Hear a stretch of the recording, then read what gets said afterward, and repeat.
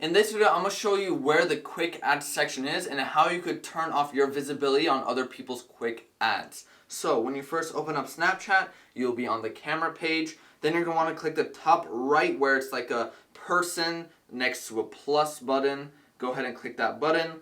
Now you'll see the quick ads section right here, just right here. You'll see a whole bunch of random people, or not random to you, but like your friends, maybe family, that are related in some way to you in the fact of maybe they have your phone number, maybe you guys have mutual friends or anything like that. This is where you find it.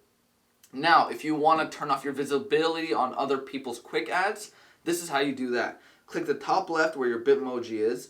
Go ahead and click the settings button on the top right. Scroll down until you see who can, that section, and then click see me in quick ad. Now you could turn it off, on or off. Obviously off will mean that they won't be able to see you, and on means that anyone can see you. It doesn't matter, and that is how you turn it on or off.